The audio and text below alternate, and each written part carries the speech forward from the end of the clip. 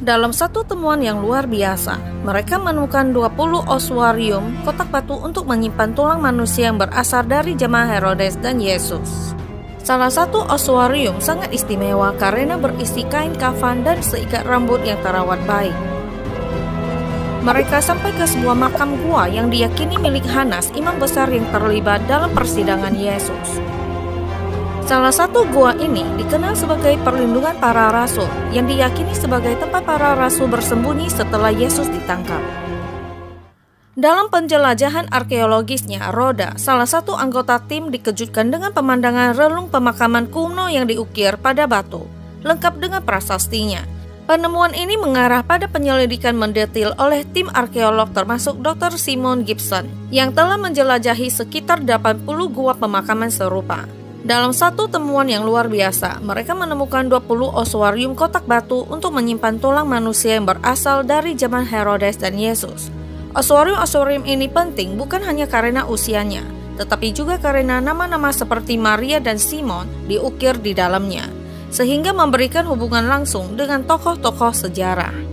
Salah satu ossuarium sangat istimewa karena berisi kain kafan dan seikat rambut yang terawat baik, sehingga memungkinkan dilakukannya analisis DNA. Menemukan bahan organik yang dapat diuji DNA setelah 2000 tahun sangatlah jarang, terutama di iklim lembab di Yerusalem. Analisis DNA mengungkapkan bahwa individu tersebut menderita tuberkulosis dan jejak Mycobacterium leprae, bakteri penyebab kusta. Penemuan ini menandai kasus kusta arkeologi pertama yang diketahui pada abad pertama. Hal ini menarik mengingat korelasinya dengan catatan Alkitabiah mengenai penyakit tersebut.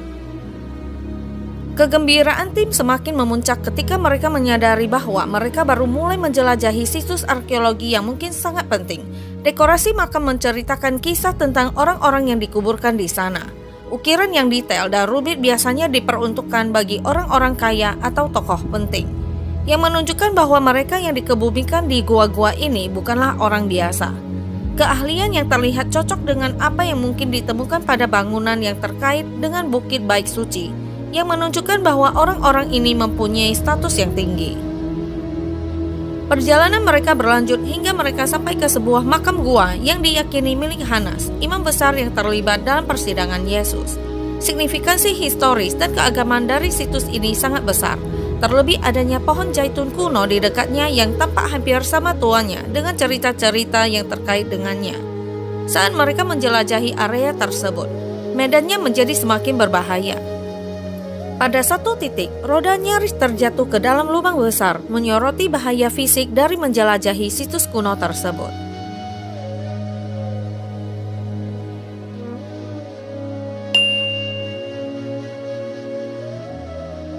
Lingkungan Silwan terkenal dengan situasi politiknya yang kompleks. Sebagian besar adalah warga Palestina dan telah menjadi pusat banyaknya perselisihan, khususnya mengenai perumahan dan penggalian arkeologi. Ketika Sergio dan Roda tiba-tiba menemukan diri mereka berada di area ini dengan berjalan kaki dan sendirian, mereka bergerak dengan hati-hati menyadari ketegangan di udara. Saat berjalan melewati lingkungan tersebut, mereka melihat pemandangan yang mengejutkan. Sebuah ruang pemakaman yang digunakan sebagai tempat berlindung bagi seekor domba. Pemandangan yang tidak biasa ini mengingatkan mereka akan lapisan sejarah yang ada di tempat tersebut. Tujuan mereka adalah mencapai situs tertentu di dekat biara Saint Onufrius yang dibangun di atas banyak gua pemakaman. Salah satu gua ini dikenal sebagai perlindungan para rasul yang diyakini sebagai tempat para rasul bersembunyi setelah Yesus ditangkap. Saat mereka berjalan, mereka melihat sebuah tambang di dekatnya yang mengingatkan mereka pada Kana. Sambil bercanda tentang tidak kembali ke Yerusalem hanya untuk melihat pemandangan itu. Perjalanan mereka akhirnya membawa mereka ke tujuan utama, makam Hanas. Setibanya di sana, mereka menemukan makam tersebut telah digunakan kembali sebagai kandang hewan, sehingga mengaburkan kesuciannya. Meskipun kondisinya tidak menyenangkan, Sergio memutuskan untuk masuk, didorong oleh rasa ingin tahu tentang apa yang mungkin ada di dalam. Sementara Roda memilih untuk tetap berada di luar. Di dalam makam, Sergio kagum dengan dekorasi dan ukiran yang rumit, tidak seperti apapun yang pernah mereka lihat di gua pemakaman atau situs arkeologi lain pada periode ini. Tingkat detail dan kesenian mewakili puncak seni Yahudi selama periode Bait Suci kedua. Dekorasi di dalam makam itu sangat mirip dengan ciri arsitektur yang ditemukan di bawah Bukit Bait Suci. khususnya sebuah gerbang dari zaman Herodes. Namun aspek yang paling menakjubkan adalah seni rumit yang menunjukkan bahwa individu yang dikuburkan di sana memiliki status atau kepentingan tinggi, tipikal situs monumental. Identitas orang yang dikuburkan di makam tersebut diyakini sebagai Hanas, menimbulkan pertanyaan lebih lanjut. Sejarawan Yahudi Yosefus yang hidup pada abad pertama menulis tentang sebuah makam atau monumen yang dibangun oleh orang Romawi di dekat tembok gua Yerusalem yang didedikasikan untuk Hanas. Dr. Rick Meyer, seorang ahli dalam bidang ini, percaya bahwa gua ini sangat cocok dengan deskripsi Yosefus. Makam itu menampilkan roset yang indah di langit-langit dan pernah memiliki pintu masuk 3 pintu yang mirip dengan yang ada di Bukit Bait Suci. Meskipun pintu masuk aslinya tidak lagi terlihat, jejak-jejaknya masih ada bersama dengan dekorasi tingkat tinggi, meyakinkan para arkeolog bahwa ini memang monumen Hanas yang dijelaskan oleh Yosefus, satu-satunya makam yang dihias dengan mewah di daerah tersebut. Mereka mengetahui dari Yosefus bahwa Hanas memiliki 5 putra, salah satunya adalah menantu laki-lakinya Kayafas, yang juga memainkan peran penting dalam persidangan Yesus. Di gua terdekat, para arkeolog menemukan oswarium lain dengan nama Kayafas tertulis di atasnya, yang secara langsung menghubungkan makam tersebut dengan tokoh-tokoh sejarah dari Perjanjian Baru. Penjelajahan Roda dan Sergio mengungkap bukti yang menunjukkan bahwa Hanas dan Kayafas mungkin dikuburkan di wilayah yang sama. Sergio menganggap hal ini sangat ironis. Hanas yang menolak menerima uang dari Yudas akhirnya dikuburkan di sebuah ladang yang dibeli dengan uang tercemar yang sama. Namun makamnya dihias seolah-olah dia adalah bangsawan. Penemuan ini membuat mereka mempertanyakan catatan sejarah dan keputusan yang diambil oleh para pendeta tersebut. Kitab suci menunjukkan bahwa para imam membeli ladang untuk menguburkan orang yang berasal dari negara lain dan orang yang tidak dikenal. Oleh karena itu, timbul pertanyaan mengapa tokoh agama tingkat tinggi seperti Hanas dan Kayafas dimakamkan di tempat seperti itu.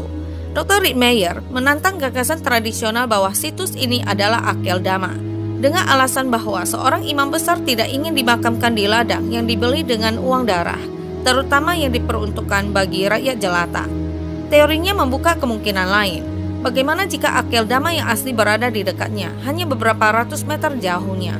Areanya luas dan bagian di mana mereka menemukan makam-makam yang dihias dengan indah ini mungkin diperuntukkan bagi para imam besar dan keluarga mereka. Karena ruang pemakaman sudah habis, para pendeta bisa saja membeli lahan berikutnya yang tersedia. Mungkin ladang tembikar untuk menguburkan orang yang berasal dari negara lain dan orang yang tidak dikenal.